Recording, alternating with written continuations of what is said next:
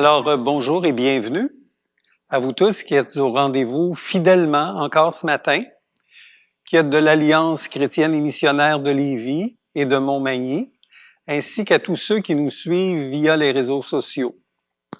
C'est toujours une grande joie de partager la parole de Dieu. Et ma prière ce matin pour nous, c'est qu'il illumine cette parole régénératrice pour que nous puissions en saisir toutes les dimensions qu'il veut nous révéler. Nous sommes le dimanche 13 février 2022. Et nous continuons dans la même veine de prédication autour du thème « Dieu veut entrer en relation avec nous et il a plusieurs moyens et plusieurs manières de le faire. » Nous avons vu dans les études précédentes que Dieu veut nous parler principalement par sa parole écrite, qui est comme la voix écrite de Dieu, c'est son logos. Exactement comme si vous lisiez un courriel ou qui vous donne des instructions et des informations. C'est la révélation générale de Dieu à tous les hommes et il nous révèle qui il est, sa personnalité, ses attributs et son plan de salut pour l'humanité. Il nous parle également quand il rend sa parole écrite vivante et alors il nous la rend personnelle. C'est ce que nous avons appelé une parole rhéma venant de Dieu. Dans cette situation, non seulement vous lisez ce qui est écrit, mais vous entendez la voix de Dieu. Cette parole écrite devient lumineuse, elle semble écrite rien que pour vous. Dieu parle à notre esprit par le Saint-Esprit, il s'adresse à nous, nous savons reconnaître sa voix et nous savons que c'est lui qui nous parle. Nous avons également vu antérieurement que Dieu parle par des personnes matures et sages, par la pratique des dons spirituels, paroles de sagesse, de discernement, de prophétie, par des songes et des visions, par des miracles et par des paroles audibles. Nous sommes maintenant rendus à la façon dont Dieu se manifeste dans nos vies par sa providence. Comment Dieu prépare et agit dans les circonstances. Et nous allons voir cet aspect dans la vie de l'apôtre Paul à partir du récit de Luc dans les Actes des Apôtres et des informations que Paul nous donne de lui-même dans ses épîtres.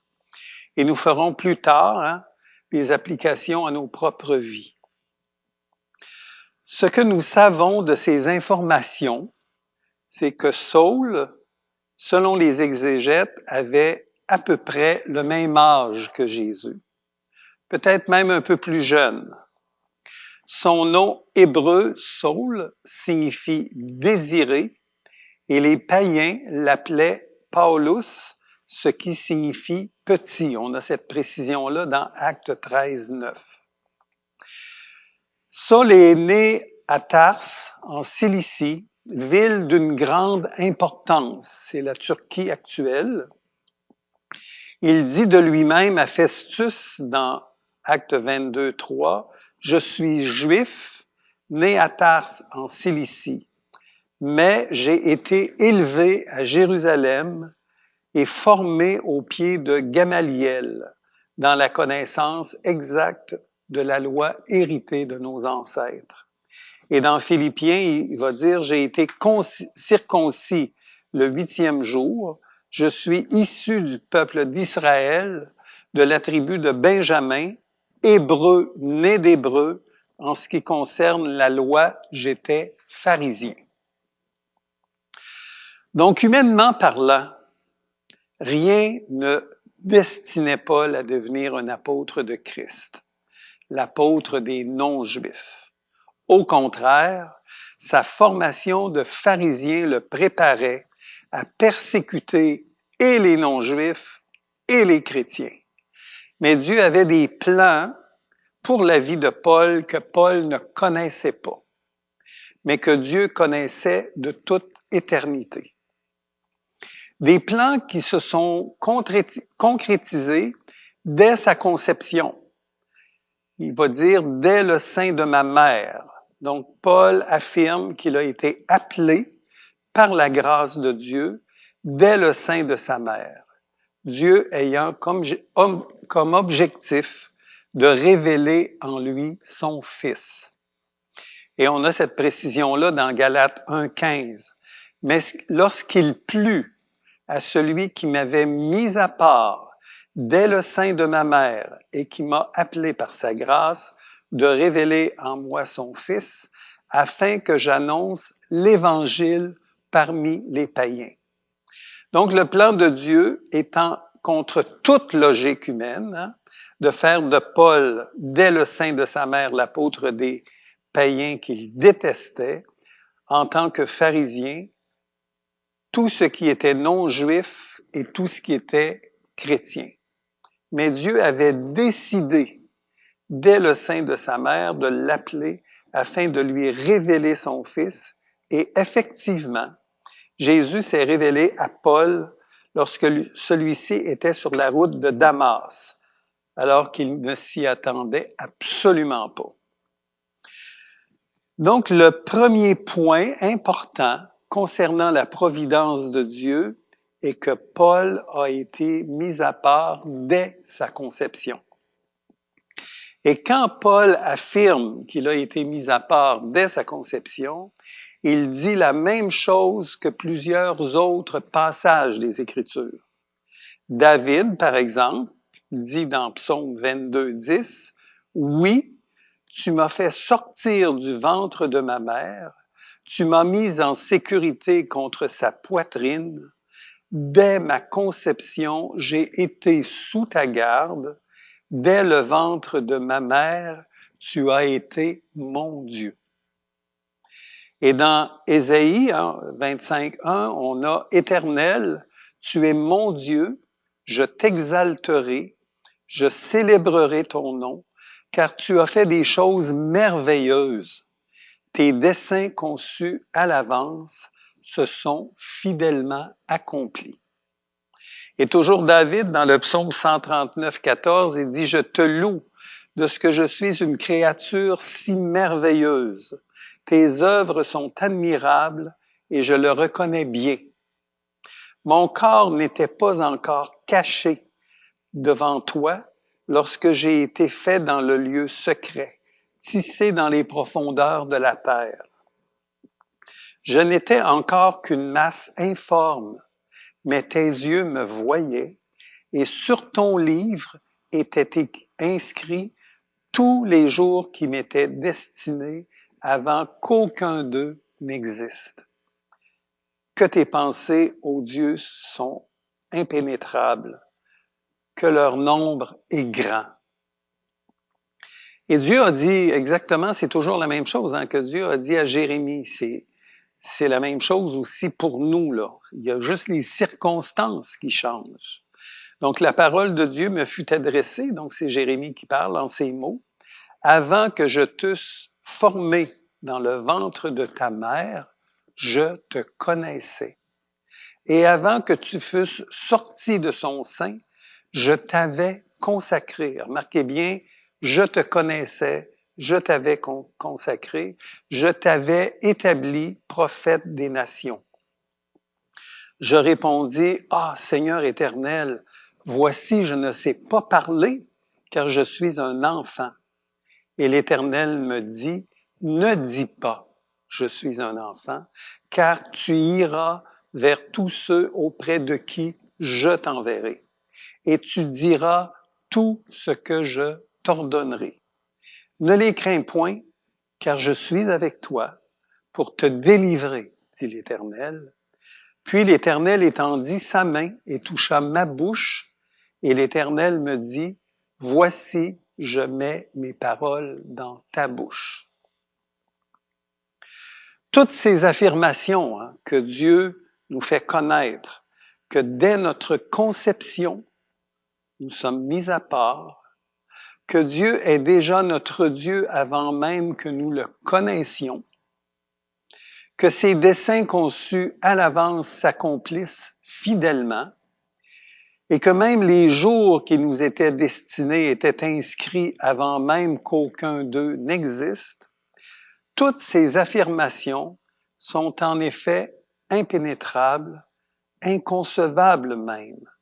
Nous ne pouvons que les accepter parce que Dieu l'affirme. L'apôtre Paul, dans l'Épître aux Éphésiens, va éclairer ces déclarations et il va faire remonter le choix de Dieu sur sa vie et sur nos vies, non seulement à notre conception, mais avant même la fondation du monde.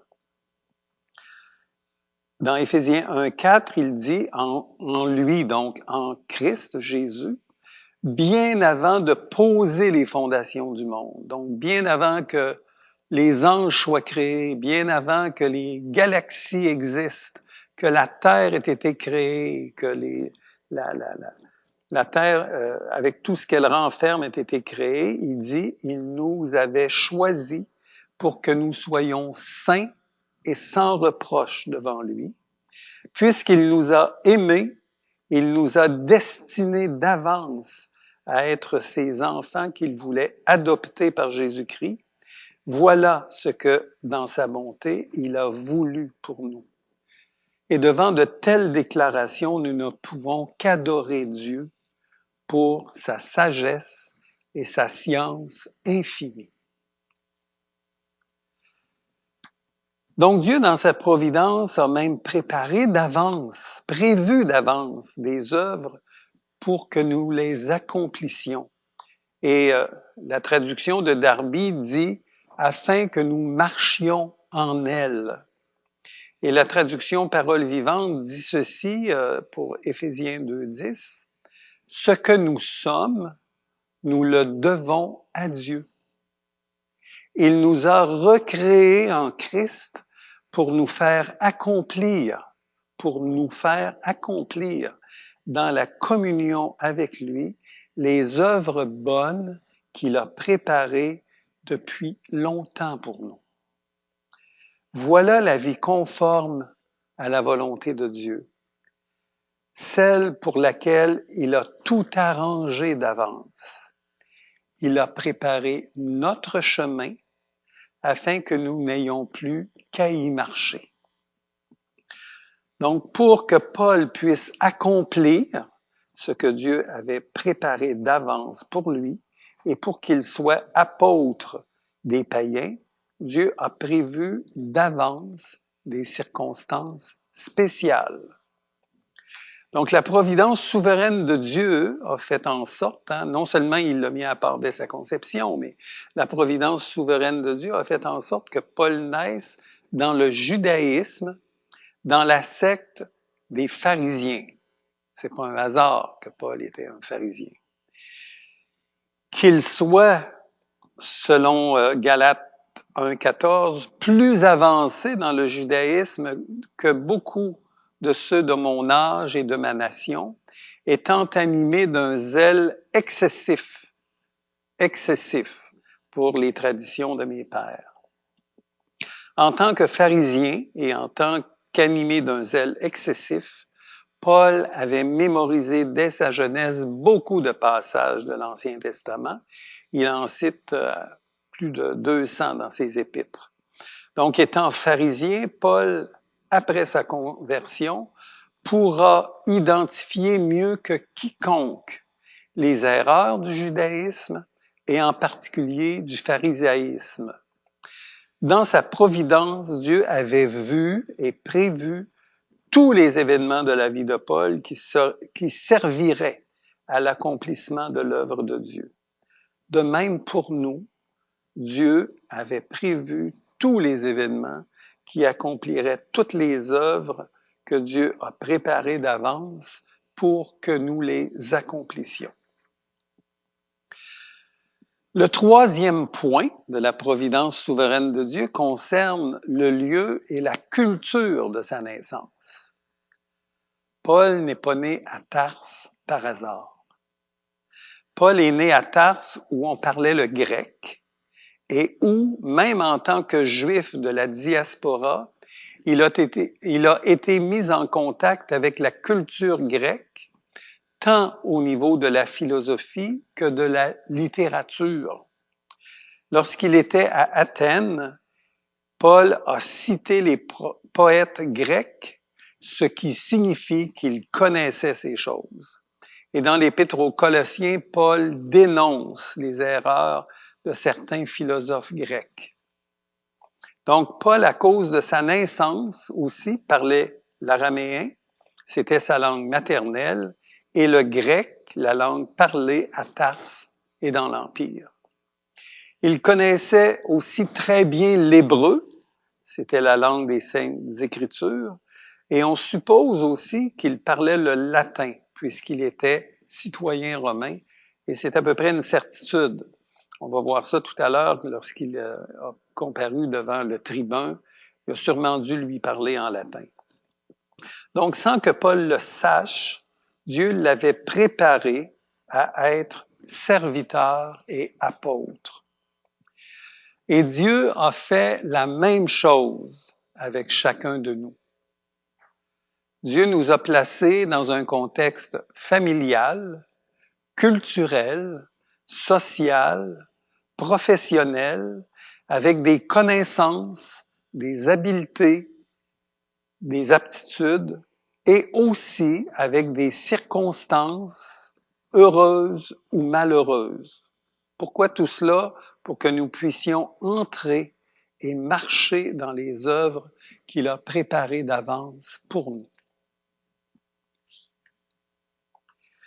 Le quatrième point de la providence souveraine de Dieu concerne le fait que, bien que juif, Paul possédait la citoyenneté romaine. Et encore là, ce n'est pas un hasard. Paul était juif et avait aussi la citoyenneté romaine, lui, par sa naissance. C'était tout de même un fait très rare. Même son compagnon d'œuvre, Silas, et encore là, c'est vraiment pas un hasard, là. Silas, lui aussi, possédait ce privilège-là. On ne sait pas d'où venait ce privilège-là. C'est un privilège qui n'était conféré premièrement qu'à un homme. Donc, peut-être qu'un ancêtre de Paul avait acheté ce droit, ou même peut-être que son père avait acheté ce droit-là, de sorte que Paul, lui, l'avait reçu dès sa naissance. Et c'est Paul qui mentionne ce détail-là qui va être si important. On va voir ça dans les études par la suite. C'est un détail, c'est pas un détail, c'est un détail qui est vraiment très, très important dans la vie de Paul, là. Et dans Actes 22-25, il dit, lorsqu'il l'eut exposé au fouet, parce que Paul a été battu, Paul dit au centenier qui était présent, et là, Paul s'est sûrement adressé au centenier en latin, ce qui a suffi pour prouver sa citoyenneté, parce qu'il n'y avait pas de carte à ce moment-là pour prouver notre citoyenneté. Donc, le fait de parler en latin, ça l'a sûrement prouvé sa citoyenneté. Et voici la question qu'il lui a posée. Vous est-il permis de battre de verge un citoyen romain qui n'est même pas condamné? À ces mots, le centenier alla vers le tribun pour l'avertir, disant, « Que vas-tu faire? Cet homme est romain. » Et le tribun, étant venu, dit à Paul, « Dis-moi, es-tu romain? » « Oui, répondit-il. Et le tribun reprit, « C'est avec beaucoup d'argent que j'ai acquis ce droit de citoyen, et moi, dit Paul, je l'ai par ma naissance. » Donc Dieu, dans sa providence souveraine, avait pourvu à ce que l'homme qui devait choisir pour annoncer l'Évangile aux païens ait la citoyenneté romaine. Et la citoyenneté romaine était le plus haut titre de noblesse dans l'Empire romain. Et ce titre-là lui conférait 3 avantages principaux, 3 privilèges. Le droit de vote, on ne sait pas s'il l'a déjà exercé, mais le droit d'immunité contre les sanctions déshonorantes et le droit d'être jugé devant le plus haut tribunal de l'Empire. Et encore là, Dieu avait prévu dans sa providence que la vie de Paul serait épargnée de la mort pour échapper aux conjurés qui avaient décidé de l'assassiner. En invoquant son droit de citoyenneté romain à Philippe, donc ce qu'il a fait dans le fond, c'est qu'il a été préservé et il a même obtenu des excuses de la part des juges.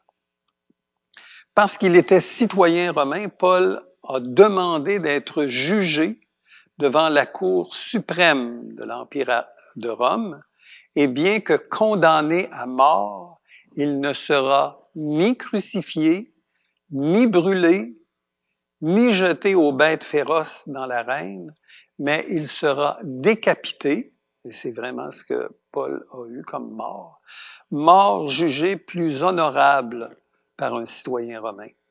Donc, c'est pas par hasard encore là que Paul a été décapité. Dieu l'avait prévu ainsi parce qu'il était citoyen romain.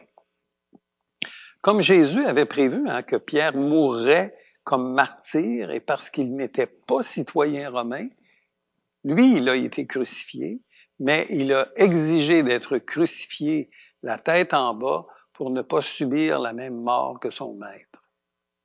Donc, parce qu'il était citoyen romain, Paul a demandé d'être jugé devant l'empereur et cela correspondait exactement à ce que le Seigneur voulait. On a ça dans Actes 23, 11. La nuit suivante, le Seigneur apparut à Paul et lui dit, « Courage, tu m'as rendu témoignage ici à Jérusalem, il faut que tu le fasses aussi à Rome. » Donc, le choix que Dieu avait fait concernant Paul, dès le sein de sa mère, va se concrétiser dans le temps, sur le chemin de Damas. Et ça se passe 3 ans, dans le fond, après, 30 ans, c'est-à-dire, après sa naissance. Et Paul a déjà auparavant donné son approbation pour le meurtre d'Étienne, vous vous souvenez, Sûrement le disciple le plus gênant à ce moment-là à Jérusalem. Paul est témoin que de plus en plus de sacrificateurs obéissent à la foi. On a ce détail-là dans Actes 6, 7. Et il est furieux que l'Évangile se répande de plus en plus.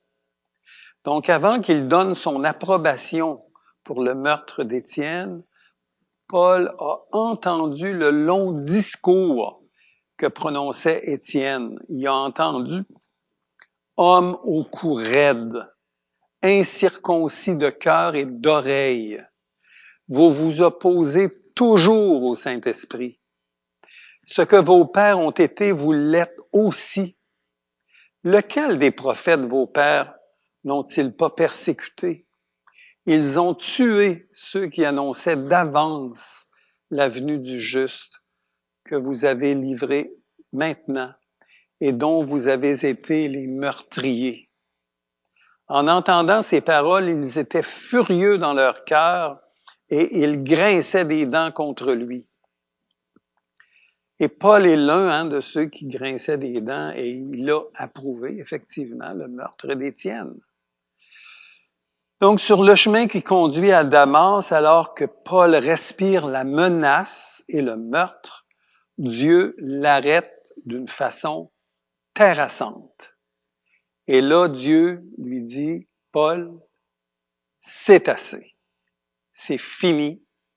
Ta carrière de persécuteur est terminée. » Et nous allons lire le texte de sa conversion parce qu'il est significatif de la façon dont Dieu a rejoint Paul et il est significatif aussi de la façon dont Dieu travaille pour nous rejoindre également. Repensez juste aux circonstances où le Seigneur vous a arrêté, les circonstances où il vous a parlé. Donc, dans Acte 9, on a ce récit. Cependant, Saul respirait encore la menace et le meurtre contre les disciples du Seigneur, se rendit chez le souverain sacrificateur et lui demanda des lettres pour les synagogues de Damas, afin que s'il trouvait des partisans de la nouvelle doctrine, hommes ou femmes, il les amena liés à Jérusalem. Comme il était en chemin et qu'il approchait de Damas, tout à coup, une lumière venant du ciel resplendit autour de lui. Il tomba par terre et il entendit une voix qui disait « Saul, Saul, pourquoi me persécutes-tu? » Il répondit « Qui es-tu, Seigneur? » Et le Seigneur lui dit « Je suis Jésus que tu persécutes. Il te serait dur de regimber contre les aiguillons. » Tremblant et saisi d'effroi, il dit « Seigneur, que veux-tu que je fasse? » Et le Seigneur lui dit « Lève-toi, entre dans la ville, et on te dira ce que tu dois faire. » Les hommes qui l'accompagnaient demeurèrent stupéfaits. Ils entendaient bien la voix, mais ils ne voyaient personne. Saul se releva de terre, et quoique ses yeux fussent ouverts, il ne voyait rien. On le prit par la main, et on le conduisit à Damas. Il resta 3 jours sans voir, et il ne mangea ni but. Or, il y avait à Damas un disciple nommé Ananias. Le Seigneur lui dit dans une vision, « Ananias ?» Il répondit, « Me voici, Seigneur. » Et le Seigneur lui dit, « Lève-toi, va dans la rue qu'on appelle la droite et cherche dans la maison de Judas un homme nommé Saul de Tarse. » Et car il prie, il a vu en vision un homme nommé Ananias qui entrait et qui lui imposait les mains afin qu'il recouvrât la vue. Et Ananias répondit, « Seigneur, j'ai appris de plusieurs personnes tous les maux que cet homme a fait à tes saints dans Jérusalem. » Et il a ici des pouvoirs de la part des souverains sacrificateurs, des principaux sacrificateurs, pour lier tous ceux qui invoquent ton nom. Mais le Seigneur lui dit, « Va, car cet homme est un instrument que j'ai choisi pour porter mon nom devant les nations, devant les rois et devant les fils d'Israël. Et je lui montrerai tout ce qu'il doit souffrir pour mon nom. » Ananias sortit, et lorsqu'il fut arrivé dans la maison, il imposa les mains à Saul en disant, « Saul, mon frère, le Seigneur Jésus qui t'est apparu sur le chemin par lequel tu venais m'a envoyé pour que tu recouvres la vue et que tu sois rempli du Saint-Esprit. » Au même instant, il tomba de ses yeux comme des écailles et il recouvra la vue. Il se leva et il fut baptisé. Donc, il est clair dans ce texte que Paul ne cherche pas Dieu du tout. Au contraire, il le combat. Il combat contre Dieu. Mais si Paul ne cherche pas Dieu, Dieu, lui, il cherche Paul. Il l'a mis à part dès le sein de sa mère. Paul est religieux et comme tous les religieux, il s'imagine connaître Dieu. Mais pour aller à Dieu, il faut passer par Jésus-Christ. Et il est en train de le combattre en persécutant ceux qui croient en lui.